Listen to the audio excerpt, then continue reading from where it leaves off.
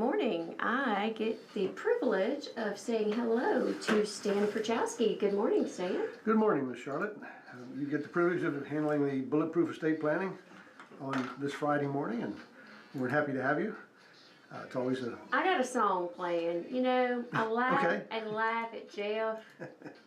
I gotta stick that off. Our streaming's going wide open. They didn't hear the streaming, but here we go. Okay, now I got my song off, and I am fit to be tied. So Well, if I'm going to be dubbed over by a song, I hope it was a good one. it was Wilson Pickett, Mustang Sally. So I guess that'll be all right. That'll work, yeah. It's been a long time since I've heard that song, but we are full-fledged, ready to go. So are you having a good week? I am having a good week. Like I said, I mentioned it last week. We had a death in the family, and sometimes the people that do the planning like I do, we have to experience life in the same way, and we're pretty much back to normal. The visiting folks, family members that we're visiting, have all headed back, and so there's always you try to get back to your routine afterwards. But Jeff and I always kid on Friday and say, "Wow, it seems like it's been a week since we've been here," and it has. Got to get those dad jokes in there. And I often say, "Welcome to the fastest hour of my week." Practically, it seems like we sit down to talk, and the next thing you know, that our hour's done. So, we'd like to start out by saying, here on Bulletproof Estate Planning, here from 8 to 9 every Friday morning, is a interactive show. And you can call in and ask a question if you have one. And we'd like to give the number up front. So the number is 931-766-9393. And you can call in if you have a question or want to share an experience or whatever. I like to hear what people are thinking. And if it's a personal question, you can make it generic, no problem. I can answer questions like that. And you do seminars. I do. As a matter of fact, I was just going to say that the next one I have is tomorrow. Oh, where's it at? March the 22nd, which is tomorrow. It's going to be in Pulaski at the American Legion. They have a real nice venue there. They've recently remodeled it. It's nice, and I don't have to haul my big TV. They have one hanging on the wall, but they let me just plug into, so that's pretty cool. Like I said, it's the American Legion in Pulaski tomorrow at 10 o'clock. We call it Wills, Trust, and the Nursing Home, and that's sort of what we talk about. And we start right at 10 o'clock. So we got a great turnout. The RSVP list is pretty big. We have enough room. They hold about 80 or some people. I think we're in the neighborhood of 45 or 50, which is pretty good for us. But I always tell people, if somebody can't decide or hasn't RSVP'd, and Saturday morning you wake up and you think, you know what, let's go to that seminar, feel free to walk in. It's not, the RSVP is simply a head count. It's very loose, not very formal, just so we know how many tables and chairs to prepare, that sort of thing. But inevitably you got people that can't make it, and always have walk-ins. So just feel free to do that. You're welcome. We'll have a place for you to sit. And so it's no big, especially over here, we got a lot of room, and we've challenged this place once or twice. But and I need to get back with Tammy, because they did ask me about a May seminar for you I think I heard something about that. But so if you've never been to one of Stan's seminars, they are really informative about what to do to prepare for what's coming. Well, and mostly we just give options. We talk about, we call wills, trust, and the nursing home. So we talk about a will and a trust and what they are, what they do, what they don't do, problems they solve, fallbacks that they have. And then we kind of transition into what most people are interested in wanting to hear me talk about is long-term care. Folks in your age probably don't think too much of long-term care, or 50, or yes. not just yet, or even younger folks. I get it. That we do revocable living trust for people like that say, I'll worry about that later. Kind of like I said in my 30s and 40s. I'll worry about that when the time comes. Well, I'm just going to throw something out there, and I think people my age should worry about it more. And I'm going to tell you why. I got a phone call yesterday that some of my really good friends' kids died in a car crash. Ooh. And people my age, we have living parents. My dad, of course, is still alive with a business with lots of assets. I have 4 children and a grandkid. And then, with them having kids and trying to figure out what to do if something happens to them and they have a surviving child. So I think people my age have things a little more complicated. It can be. It's you know, with the free market that we have and the way things are going to start going, you know. And a Sue happy market. Yeah, people will still, you know, will blossom, they will prosper, they have a lot of assets in all different forms. You know, the days of having a bank account and owning a home only is, you know, that's, most people do, but a lot of people have a lot of varying interests, you know, some maybe LLCs or some other business interests or just even So family your partnerships. seminars will help us prepare or give us information that will lead us to help make decisions, and then we basically use these as a jumping off point of giving us information, and then we can giving us ideas, and then we can hire you to help us set up a trust. Actually, if we want to. Actually, that's right. Actually, the way these seminars got created, I've been doing them for several years now, and the way they sort of came about was I would often get a question like, people would come in and say, hey, I'm interested in doing a will. You know, I advertise that I do estate planning, so they say, I'd like to do a will. And many times I would say something like, that's great, would you like to discuss other options? And a lot of times the response was, I didn't know there was any other options. I thought a will was all I could do. And, you know, so that's, you know, I heard that a lot. And so it tells me that, you know, there's an education that needs to be out there somewhere to let people know that there are other things you can do. Because how do you make a decision if you're not informed about what all the options are? If you think a will is all you can do, sometimes that causes the procrastination that we see, because they don't know what the options are, they don't know what to do, and they don't like the only option that they have, and so they just tend to put it off. So that's why we talk about, we discuss a will and what it is and what the pros and cons of it. And then we talk about the options, which are trust plans. And then when I talk about trust with people, sometimes they'll say, well, I heard the word trust, but I don't really know what it does. We think about rich kids having trust funds. I was going to say, and the other people say, I thought that was just for people that were wealthy, that had trust. And neither of those is a deal breaker. As a matter of fact, I often say that if you have a small estate or a medium estate, it's more important that what you have goes where it's supposed to go. Mm-hmm. You know, we hear a lot about celebrity estates. I mean, if somebody down the street passes away, you don't hear what happens in their estate, right? We're all just average people. It doesn't really ever make the news, right?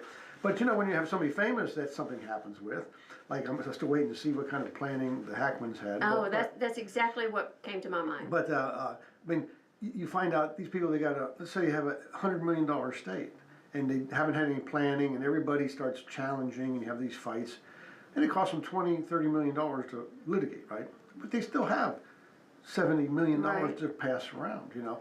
So if you have an average estate, and it's expensive to litigate the thing, you can exhaust the estate and have nothing to leave to your heirs. So if you have a smaller estate, it's more important that it's put together right so that it goes where it's supposed to go, because it won't survive a challenge. I mean, at least the funds won't. So that's never a decision maker, in my opinion. As far what if Grandpa wrote it down on a napkin? Well, you know, it could be okay. You know, you just need to memorialize it. It's not whether you write it on a napkin or a piece of toilet paper or scratch it in the side of into the table. What's important is the formalities under which it gets done. You know, like in a trust, it just simply needs to be verified, which is notarized. Some states require witnessing. We don't require it, but I often do the witnessing because I think someday we will require that. And it doesn't hurt. We have people there. We do it anyway. You can never give it more dignity than it needs. But the statute usually defines how much dignity it needs. And the problem you have with wills are they have to be witnessed. And many people come to me and say, hey, I got a will here from Daddy, it's notarized and everything. I hate to break the bad news to them, but I tell them, I say, it doesn't need to be notarized. That's a defective will. What it needs to be is witnessed by two people.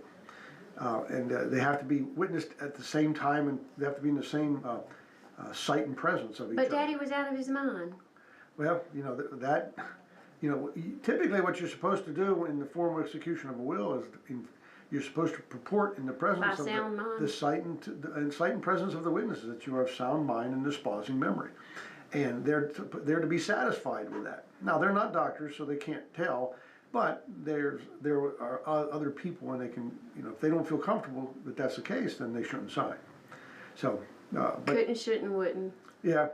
I mean, personally, when somebody comes in, and I can tell by talking to them kind of where they are. If they're devious. And if I have any kind of hint, or if they tell me there had already been a diagnosis of early on dementia or something, I will conduct an examination that I can do. And, you know, now that that's come up, I think I ought to spend a minute on that. There's an examination because you know, you might think, well, gee, Stan, you're an attorney. What authority do you have to determine somebody's competency? And the answer is, I don't. I'm not. You know, it is a medical decision, and I am not. But what they've provided for me is the medical industry has an exam, and it's just a medical standard. And if I administer the exam in accordance with the rules and score it in accordance with the rules, then I'm allowed to rely on its results as to whether or not to go forward or not. So it's called the MMSE. We call it the Mini Mental State Evaluation. And you can get it, you can download it offline. It's like a 15-point question, or 30-point, but 15 questions. And it's, you know, it's kind of have spatial, you know, the questions about where you are in time, like the date, the year, the season, stuff like that. And then where you are in physical location, like what state are you in, what town are you in, stuff like that. Then there's some short-term memory. You're going to ask those questions? I mean, that's part of the exam. Okay. You know? And you ask those questions, and you know, there's other ones on short-term memory, cognitive decision-making, instruction following, stuff like that. So here's this exam that the medical experts designed. And so I can give it, and then there's a scoring. And if it falls below a certain level that has like a severe cognitive impairment, then I have to take the position, you know, I can't let you sign illegal documents because you lack the sound mind that's necessary.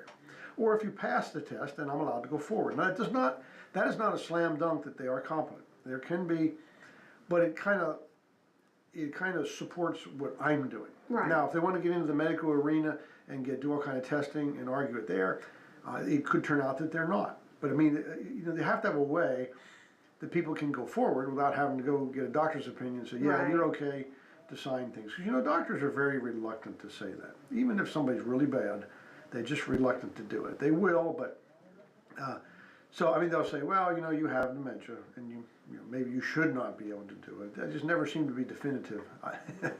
So, but there's a way for me to do it, to make that decision. And it's not really me making the decision, I'm relying on the test. But yeah, if you're interested in that, you can go. You can't really study for it. I mean, the only thing you can study for is it asks you the date, the day and the date. So if you know the day you're taking somebody to have the exam, you could probably feed them a little information for that. But you know, it's online. Like I said, it's called the Mini Mental State Evaluation. We use it often whenever I detect any issues of competency. Okay. Then I go ahead and give that. So, but yeah, but as far as wills, you know, I have on my website, I think. Or I talked about on some of my radio shows what we call some wacky wills, you know, where people do certain things. And there was a classic case where a guy got turned over on a tractor, farmer, you know, and the tractor flipped over and pinned him, and I think he was going to pass away, and he scratched into the fender, the pane of the fender of the thing, some language about leaving everything to his wife, and then he signed it as best he could. And it's what we call a holographic will. It has to be in his handwriting, and it has to later be afterward attested. Two witnesses have to attest to that handwriting, and then, so they don't have to be there when he actually does it, but they have to look at it and say, yeah, that was Joe's handwriting, and that was his signature. And the fact that he was there pinned under the tractor where it was scratched into is also that's possibly a good indicator that that's who did it. So, so you know, there's certain wills like that, and that was upheld. You know, and there's other ones that aren't. You know. Sometimes you ever see the commercials for Trust and Will on TV? I don't think I have. Well, I can't think of the actor's name, but they'll have two guys standing talking about. One of them says, you know, when something happens to me, I want you to have the house and all these cars we're working on. And all of a sudden somebody slides out from under the car and he goes, not good enough. He says, it's got to be in writing or something like that. You know, they're trying to make a point. And that's true. You know, you can have an oral will, but it's so limited. You know, it's like limited to no real estate and no more than $1,000. It's essentially rendered useless. So I've heard, I don't want to change the subject completely, but that you can't will children. You know, some of us wish we could give them away. But, no, I don't mean that. I mean, you know, I'm just saying. So you can't stipulate in a will who gets your children. You can. What you can do is leave your wishes. Yeah, and we do this for younger families. It's called nomination of guardianship. Okay. And you can nominate people. You can do that in a will, or you can do it. You know, we do it in other documents. What we do during life. We don't wait till the will to do it. But we do it in a document. And here's the way guardianship works. You know, all guardianship in Tennessee is going to end with a court order.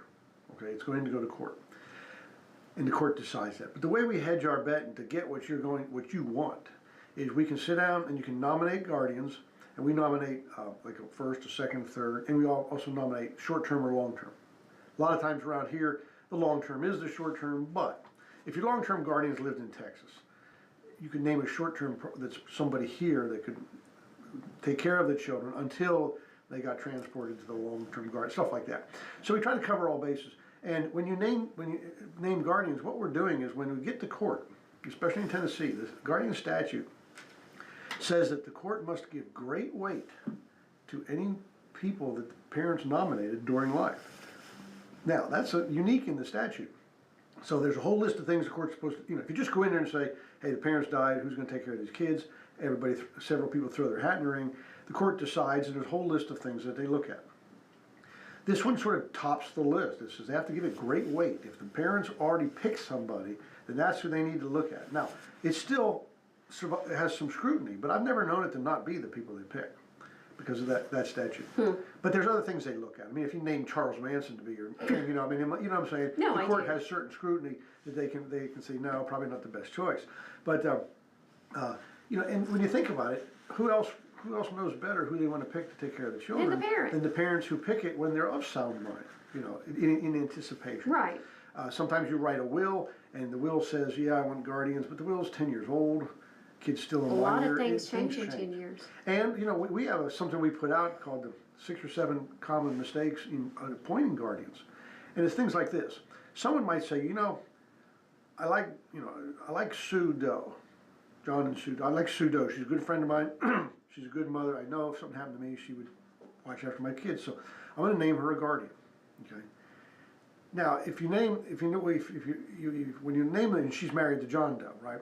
You got to be careful because if you say John and Sue Doe, but you really want Sue to be the guardian, if Sue passes away on you now, John is the one who has it. You got to make sure it's okay with you that he is the one you want. And that can see a lot of times that's not the case.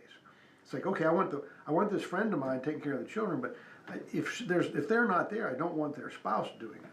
Okay, so when you name Sue Doe, we want to say Sue Doe exclusively and not her spouse. Right. A lot of people just name the couple, and they can get the other one if circumstances let the person you want pass away first. We're talking about all the what ifs, which is my wheelhouse, right? No, my business that's good. is what That's if. a good thing to think of. And so we can name, them only, and not this. Then we name somebody that comes up next. Or if you name two people, you might want to say, do you want these two people doing it or the survivor of them? So there's a lot of things to consider. We walk people through the decision-making process, and you don't always pick it because somebody's got more money, or better off. Those are not really the best criteria.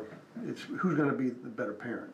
And there's other things you can do. If you're going to say, I have these minor children, and I'd like my sister to take care of them, but my brother's more successful, he's got more money, he's just not as good a parent. My sister's very loving and very nurturing, and she'd be the best person.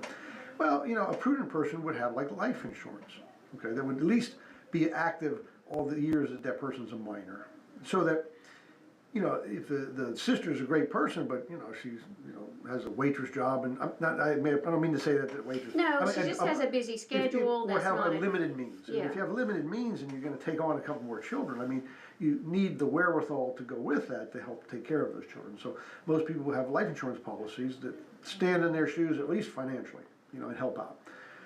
That sometimes causes other people to throw their hat in the ring, but it's just the way. So there's a lot more to the guardianship than just picking people. There's some other things you want to think through and make sure. And then, religious upbringing. Do you homeschool? And you want somebody that does, that continues on with that. Just, the normal things you might think about. You try the best you can. You're the ideal choice to raise your own children. Right. The next best choice is somebody that's kind of like you. It's never going to be the same, but kind of like you. At least to have your same morals and values that you want to, bring the child up with. If you don't name a guardian, you pass away with minor children, it is up to the courts. Now, are they going to look into, Stan was a Christian and he really liked to homeschool? I mean, will they look into that? Probably. I don't know. It has to be brought to their attention. And if I don't memorialize that, then I don't know how it's going to get brought up. Or at least it's a crapshoot. I don't know if it's going to get brought up or not. Let me put it that way. And anybody can throw their hat in the ring at that point. So it'll probably be whoever fights over the kids, probably, or brings the best legal representation to the table. Let's say you have a nice big fat $500,000 term life insurance policy. You know, term life is pretty cheap to get a $500,000 policy. Let's say you have that. I mean, some people are going to throw their hat in the ring because you have that, not because they want the kids, but because a $500,000 life insurance policy goes with it. I mean, not everybody, but I've seen that happen. I've seen it happen several times. And they're not the best pick, but you know, they won't say that, but that's why they're doing it. And so that's why the court has to intervene to some point. That's why guardianship ends up with a court order. They do scrutinize that. They appoint an independent attorney. And again, the best way to get it the way you want it is to memorialize it now, during life, and then when it gets to the court, we produce evidence that the court must, or shall, the statute says shall, give that great weight. And that's language you don't see anywhere else. They're supposed to give everything a certain amount of weight. But this one, right off the bat, the legislature says we give that great weight because they are the ones in the best position to pick who they want to raise their children, and they did so in advance when it was a decision of sound mind. I keep trying to encourage my daughter to put that in writing. And your daughter has children? She has one 18-month-old daughter. Brand new. Brand new. And it doesn't seem like something that you should worry about. No, I mean, But again, I worried about it when I was a young parent, all the time. And especially flying and doing things like that. And visiting other countries without my children. I always would leave a handwritten letter stating what I wanted done with my family, my children. you know, and a common belief is, especially, you know, maybe around here, it's like, well, maybe, you know, if anything happens to me, Aunt Gertrude's going to take care of the kids, and it's sort of like an understanding we have. Now, she may or she may not, but that is not the legal authority for her to do it. She still has to go through this guardianship routine. Just because that's what you want is not enough. You have to memorialize what you want, and you put it in some sort of documentation. And so, I mean, what you're doing, writing a handwritten note. And I'd make I'd leave what I wanted, and then me and my husband would both at least sign it. And then everything we had, we would just say we want left with our child, and our children. That could suffice. I mean, you just have to memorialize it and just show that it's yours. When we do it, it's a little more formal, so there's no question of who it is because it was you and it was witnessed, and so we know it was you that did it. And if it comes up, then, and of course, when you deal with children and guardianship, it's not the same as custody.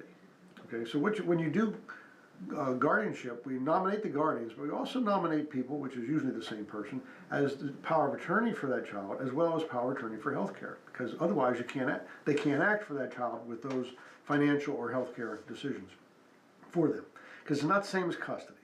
You know, custody is a little stronger, and nobody will ever have the parental rights and the custody that the parents have. Okay, so but the guardianship we cover all the bases that way. So now all decisions can be made by that person for the child that need to be made. Okay. So you have these power of attorneys for minor children. Wow, so much to think about. I mean, normally, are any of your children still minors? They're not. No. Okay, so when they were, you make all those decisions for them because you're the parent. I still But if feel you're like not the parent, then I you still feel like I do that for a couple of my children. Still do. I know. It's just not as enforceable now. Yes. But as a parent, you make those decisions, and you don't need the power. But if you're not the parent and you're taking over So the let's child, go you need the power. other direction. And fortunately, I don't have to do this for my father. But what about those parents of people that have parents in nursing homes? How do we, like I said, I don't personally have to do this. How do we get custody of those parents in nursing homes? Now, when parents, whether or not they do or do not have sound mind, make decisions for those parents. Okay. Is this something you do or don't do? Oh yeah, it's integral to Okay, what we do. so I figured this was right up your alley, yeah. because I know there's a lot of listeners out there who have to face this decision, Oh, yeah. and there's some of those people out there listening that are going to be in this boat soon, not soon, and they go, I don't want my kids making those decisions for me, but they may have to be in that boat. That's right. So how do you prepare something for those people to accept those decisions? Don't let their children make those decisions for them. How can we prepare for that?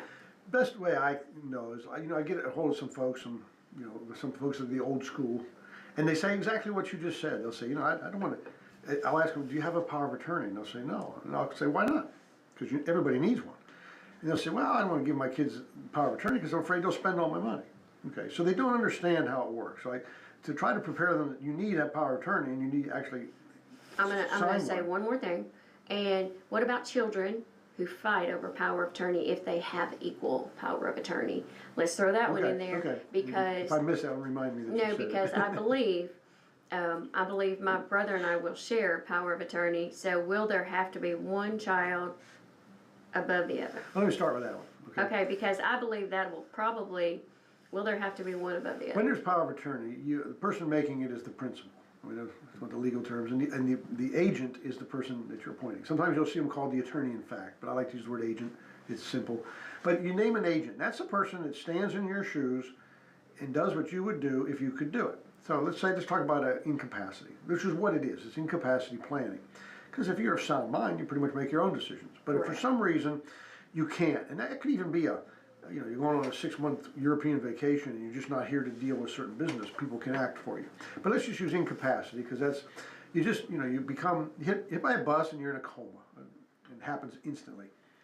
So you want a loved one making decisions for you, okay? Because you can't make them. Now, there's 2 power of attorney in Tennessee. There's one for healthcare and healthcare only, and that's all it does. It's called the Advanced Care Directive. The other one is the general durable power of attorney, which is for everything else. So a lot of people call that the financial power of attorney. And now, when you name an agent, you can there's several ways to name agents. You can name it in consecutive order. So you say, okay, child 1 is the first one up. Then there's language that if child 1 is unable or unwilling to perform, which covers predeceasing, incapacity themselves, or somewhere like move to Switzerland and can't do it, or even just not wanting the job. You can't make somebody be a fiduciary. So if somebody says, man, I don't want the responsibility, I don't want the job.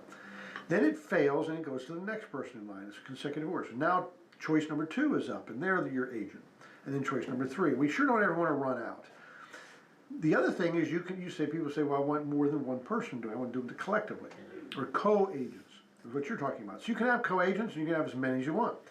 Co-agents are as few as 2 and as many as however many you want to put there. Now, when you have so let's say I want child 1 and child 2 as co-agents on my power of attorney.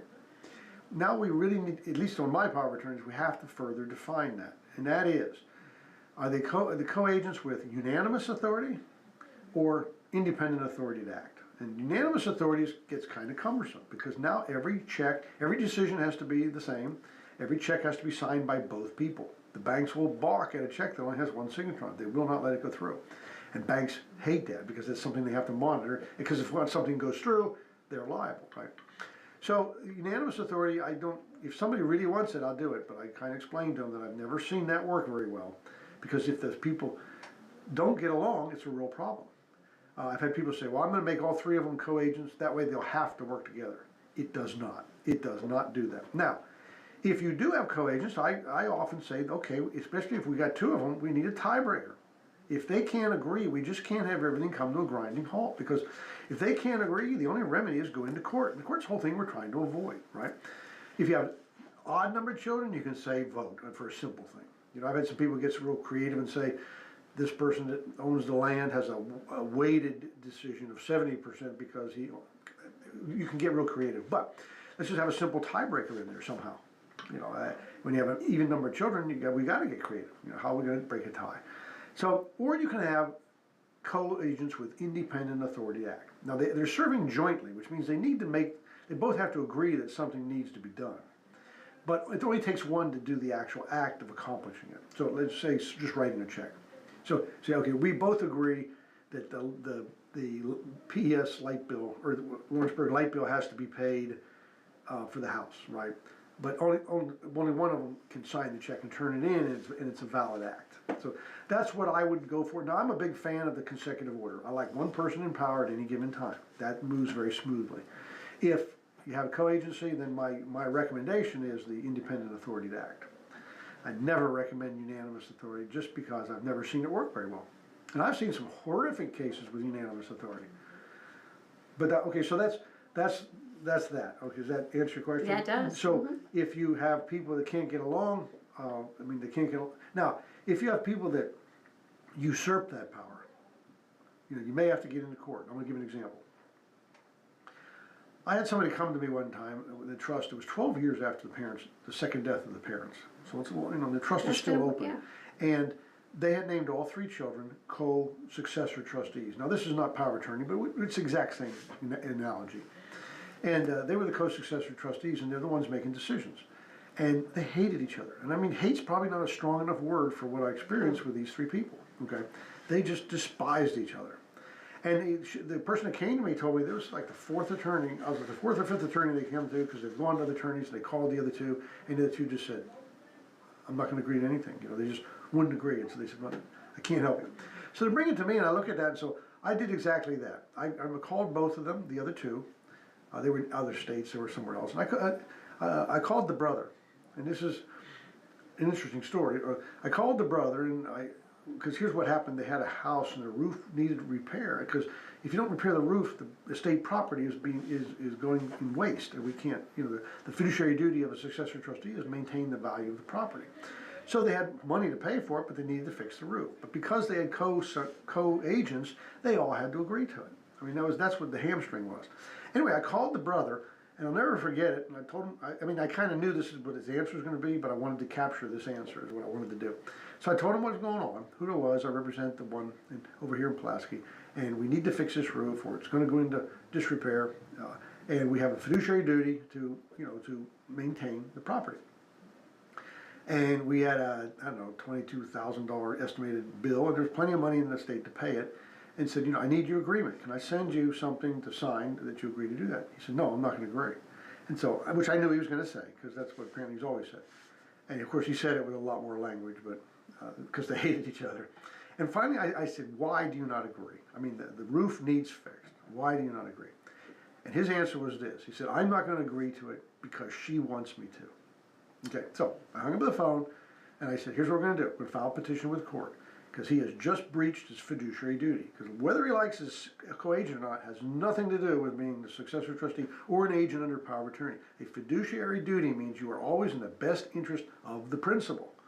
And that was not, okay? And he clearly said, I'm only doing it because she wants me to do it, which is an unreasonable, and I knew the court would remove him in a heartbeat. We filed a petition, and the other sister gave me a similar answer. We filed a petition in court. I took it in Chancery Court, and I left court that day with those two people removed by order of the court, and so we had a single trustee now, and we started to get things done. Okay. I don't know why the attorneys didn't come up with that idea, but it happened pretty rapidly. I think we had it all done in probably less than a month. Because getting a court date, it's just that's right. And I have to give notice to them, and they hate each other so much they didn't even want to respond to it. So we just took it, to court, and we said. The court said, that's right, you need somebody making decisions that will be in a fiduciary capacity. So, when that unanimous thing, I don't know, I've too many experience like that. Wow. So, now, there was something we were going to talk about before. How do you get rights, or how that's right. For people? Power of attorney. Yeah. Yeah. Well, power of attorney is a very important thing, and it's in capacity planning. Now, if you have people that do, here's the problem: if you have people that don't do it. If I can't convince you to do it, or before you even come to me, the family couldn't convince people to do a power of attorney, and you have an incapacity, now things have gotten worse. A lot of times this sort of talks people into doing it, because what happens if you don't have one? Is the question I'm posing. You don't have a power of attorney, and now something happens where, let's just say you go into this coma, and you can't make any decisions, okay? You have a bank account, you have a checking account, you have some investments, and the only person who can make any decisions with anybody is you, and you're incapacitated now, and you don't have a power of attorney. The only remedy at law when that happens is pretty drastic, which means you have your heirs or somebody have to go into court and pursue a conservatorship. Now, everybody's heard the word conservatorship, right? The best way to think of a conservatorship is a court-ordered power of attorney, because the only person that can give you a power of attorney involuntarily is the court. And so that's a long process. It's very expensive. It's probably every bit of no less than $5,000 or $6,000, and somewhere on the high side about 10, because other attorneys have to get involved. The court gets involved. They appoint a guardian ad litem, which is another attorney that gives an independent report to the court. Because if you found a conservatorship and say, hey, Ann Gertrude's lost her marbles and she needs me taking care of her, and so I want to be her conservatorship, the court's not just going to take your word for it. They don't know from Adam whether Aunt Gertrude needs it or not. And people have done that. It's a vehicle of abuse to just try to do that. People say, Aunt Gertrude's loaded, I need to be your power of attorney so I can spend your money, right? They are self-serving trying to get that position. So the court needs to protect that. So the court will look at the petition. They need the petition has to have certain medical information in it that they have this problem. Then they appoint a guardian ad litem, which is usually another attorney, that will look at the petition and they'll go talk to the proposed ward to see if they actually need one in the first place. And they'll talk to the medical people. And then they'll talk to the person that threw their hat in the ring as being the petitioner to be the conservatorship, to be the conservator of the conservatorship. And they'll talk to other family members to see if that's really the best person to do it. Then they'll give an independent report to the court. And usually when we do these, if everything's the way it's supposed to be, that person really does need it. And so the court will listen to all this and they'll make a decision as to whether it should be that person or somebody else. Or the court may say they want to have a hearing on something. They want proof.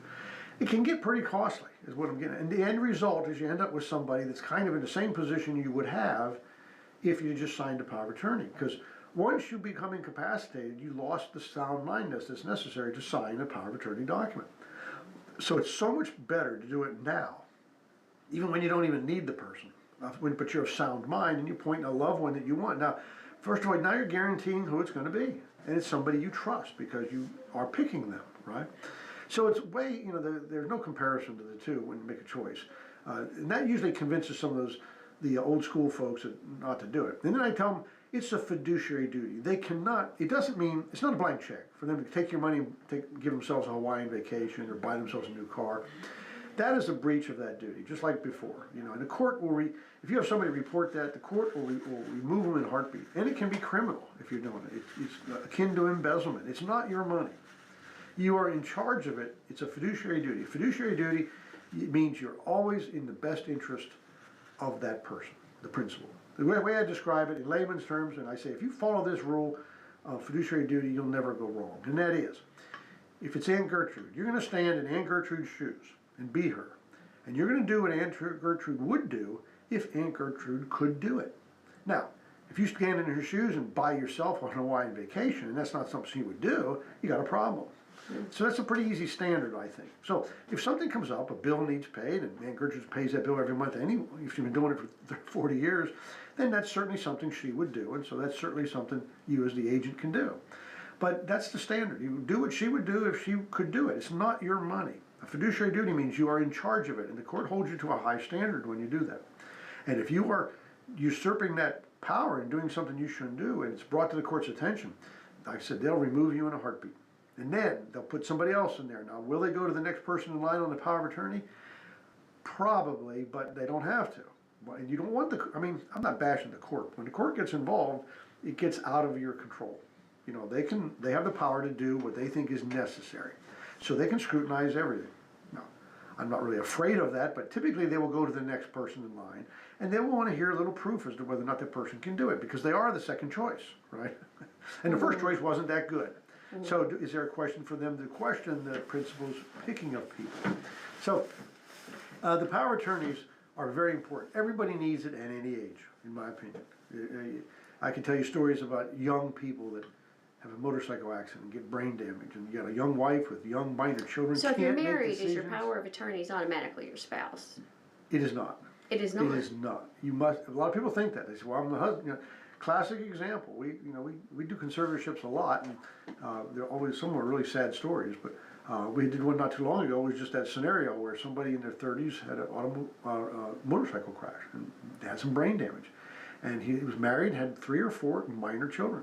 And she couldn't get anything done because he didn't have the authority. Now, what you might be thinking of, if a married couple has a joint banking account, well, the spouse that's not injured can control that bank account because she's a joint owner. But if there's any assets entitled in the name of just the person, she has no authority to do that unless you actually name them. Because when we do our trust plans, we have ancillary documents, and one of them are the power of attorneys. We do those for people. And the power of attorney, we typically, people almost always typically name the spouse as each other. The only time we see that not be the case is if one of the spouses already sort of got a touch of dementia. It might not be a good first choice, because that's progressive, it just gets worse, right? Sometimes in blended families, we see them name the spouse first, but the people they name as second and third are different. You know, they would name their own children as second and third, which is different than the other person naming their own children. So it can be whoever you want or you trust. And once you do that, then that's who you get. And but their performance can be monitored. And if they don't do what they're supposed to do, they can be removed. Because again, the goal of the court or anybody is the best interest of the principal, because they are at your mercy. And so you need somebody, and the law takes that very seriously. You start monkeying with the money, they'll shut you off, and it can be criminal if you do that. If you take money that's not yours, and it's not, you cannot show that it was for the principal's best interest, there's criminal statutes for that. So you can get in a lot. It's a serious job. So you just file a document saying that you're the power of attorney with the court? Well, as a power of attorney, you need to keep an accounting. I mean, you know, who you're writing checks. I mean, there's a record of that, whether you want to make it or not, right? Where it went to and why. But if you get called into court, you should keep an accounting anyway. If you get called into court, you want to be able to justify everything you did.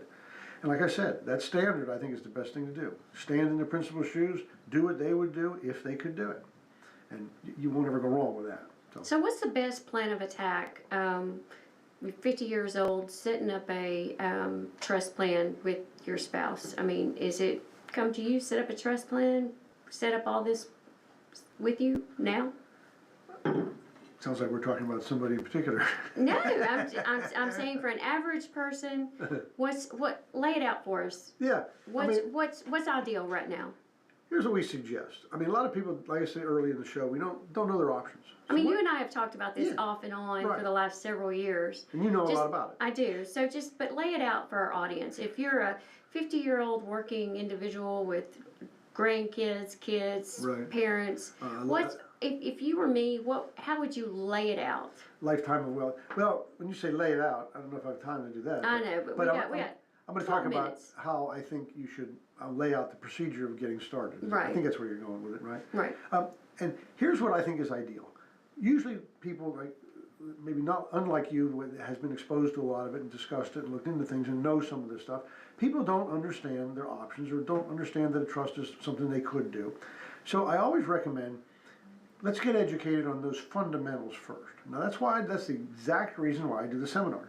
Because people don't know, they're less likely to book an appointment with an attorney in their office, which can be intimidating to folks. And attorneys, let's face it, they don't have the best reputation for being pushy, and it can be very intimidating. And I get that, you know. And I try to break that mold at every chance. You know, I dress like this. And you're very personable. My office looks like somebody's living room more than, you know, stuff like that. But I'm just saying. So I offer these seminars, and there's no obligation to come and listen. Now. And your wife makes cookies, and it's very nice. She makes muffins or whatever she does. It's very nice. Light refreshments. And, you know, hear what the options are. Because when you come to the seminar, there's no obligation. Bring questions. Ask. There's no charge. We don't lock the door and make you sign something. Some people are afraid to come because they think. I had a gentleman say, or he had his secretary call and said, you know, my boss wants to come to that, but he said no attorney's going to give up 2 hours of his time without getting paid. So what's the catch? And I just say, well, there isn't. I mean, I do the seminar. There's no cost. If you want to get up and leave in the middle, get up and leave. Just be quiet about it so it doesn't disturb others. I'm not there to talk you into anything. I'm not there to talk you out of anything. I'm going to present the options. Usually what happens is you'll hear something that you've never heard before, and you'll gravitate towards that because it's a fit for your family. Whether it's a will, or a revocable living trust, or one of our asset protection trusts, something will ring with your family dynamics. Like typically, if you're a young person, a revocable living trust sounds like the ticket. If you have elderly parents and you're worried about long-term care with them, or even yourself or your spouse, then the asset protection trust starts to sound a little more like it's down your alley. Or if you just at the end of the seminar, you just think, you know, none of these are a good fit for me. I mean, we'll part friends. I mean, have another muffin, some more, and we'll tell some stories. But I don't take it personal. One thing that you've talked about too is how to protect your children's inheritance where they don't blow it all at one time after you pass. Yeah. I mean, and the only way you can do that is with a trust. Right. Now, somebody might think, well, there's such a thing as a testamentary trust, and I'm not going to get into that here because I don't think you have time, but I'm not a big fan of testamentary trusts because it's a trust that's set up, but it's set up in the will.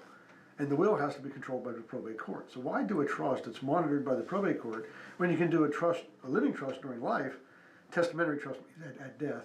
A living trust now that never sees the inside of the courthouse. It's a no-brainer to me that between the two. But a lot of elderly attorneys and old school folks still push the testamentary trust, and they do so because of the probate business, in my opinion. But so I say with this seminar is a good way to start. If you can't make the seminar, I have a recorded version that I will send out. I do it by invitation, but we're pretty liberal with giving it because some people either can't make it or. We do them on Saturdays. We used to do them on like a Thursday night, and inevitably you got somebody that's not a good time for it. But they're real interested. I don't want them to. And now we're doing the seminars every other month, so I don't want them to wait if they want to. So if you're interested, I'll send you the YouTube, and that you can watch it. It's at least 90 to 95% of the information. You just don't get the pleasure of me being there personally. Oh man! Or you don't get the Q&A at the end. And you don't get the muffins. Yeah, that's right. But still, you can get the information and get some. And now you start to learn some things that you didn't know, and that's very valuable. Now, if you want to go forward, I offer as an incentive. We have a meeting called a family vision meeting, and that is often 2 hours long. It's usually never less than an hour and a half. And when you come to do a family vision meeting, after you've been to a seminar or watched it, now that 2 hours is going to be very meaningful because you are already leaning in a direction of something. Now we're going to do a deep dive into your family circumstances, and you say, you know what, I like that asset protection trust. So now we're going to get into more of the weeds about that than I could do in an hour-long seminar because that's the way you're leaning right now. We'll get down into it. We're not going to spend that 2 hours, hey, what's the difference between a will and a trust? We've already covered that. You've already learned that. You've already understand that. We did that at the seminar or during the recorded version. So it's a very meaningful way to spend that hour and a half to 2 hours and getting down. And I offer that at no charge. At the end of the day, if you say, it's just not for me, it's just not for you. I don't want to do something for you if you're not on board with the decision to do it. I'm not one of those lawyers that say, you need a trust, here, sign here, don't worry about what it says. I've already thought about all that for you. I don't do it. So that's the best way to get started down the road of learning what you think you have. Now, you take somebody like your modeling, you got children, probably all adult children by this time, but their adult children certainly have minor children or grandchildren you want to leave to. You will start seeing the benefits of the trust plan because now you can leave it to your children and you can attach whatever terms and conditions you want to. You brought up protecting a child from blowing their money like a spendthrift. Everybody's, if you don't have one, you know of one. Yes, I had one, but at age 26 or 27, the light bulb finally went off, and he's not that way anymore. But up until then, it's like I had provisions. And you can assign a guardian to. Well, what you do is you say, here's your inheritance, but there's a lot of things you can do. There's simple things and more controlled. You can say, all right, here's a simple thing you can do. If I just leave you your inheritance, you're just going to blow it. And the problem with that is, maybe 10 years from now, when you're trying to do something good, like buy a new house or start your own business, and you don't have it, you've blown it, And I'd like it to be a good start rather than just a big party, big jacked up truck, and have, whatever.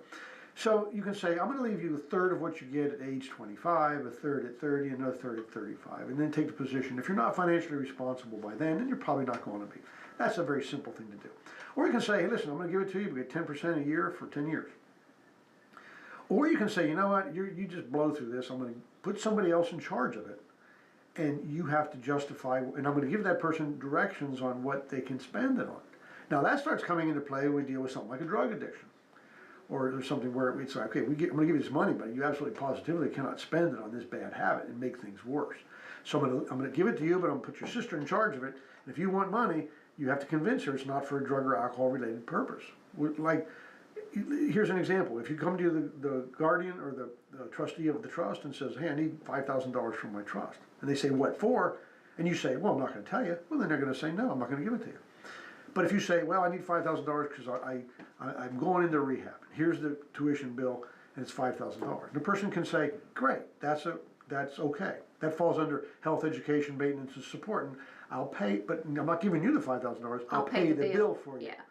And if the parent was alive, they would support that effort, Or if somebody's going to the community college and they say, here's the bill, I want to better myself and take some classes. Okay, that's great. That's not an alcohol or drug-related problem.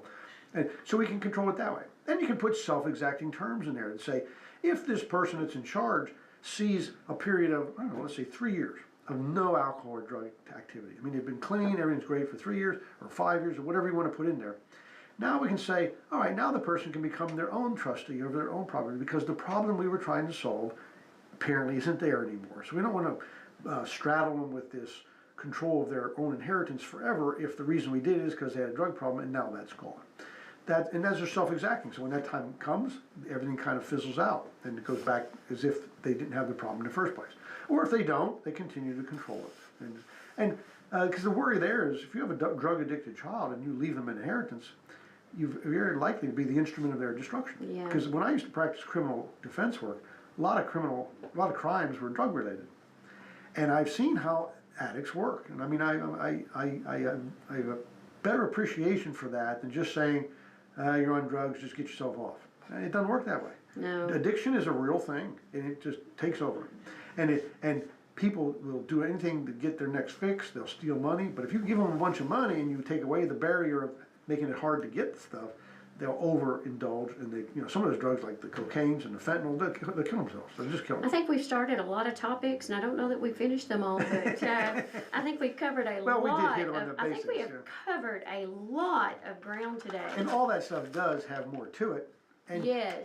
But the best we can hope for is if, for the listeners to sort of take some of the nuggets we talked about, apply them to their, some might say, well, I don't have any drug addicted children. So, okay, that's great. But you can relate to that if you have a problem with a child that you can say, I want to leave them some money, but I'm not sure I just want to leave it to them in a lump sum. I want to control how they get Right. it for some other reason. Or I want to divorce proof it. Or I want to creditor lawsuit proof it for them. You can do that. There's ways to do that. We won't have time to get it, but I do get into that at the seminar to some extent. Right, so our next seminar is, It's tomorrow at 10 o'clock in the morning at the American Legion in Pulaski. Now, it's just right off the square, but if you need the address for Google or GPS, it's 426 Legion Drive, 426 or 245 Legion Drive, but it'll get you there because it's the only building on that road, on the top of the hill there.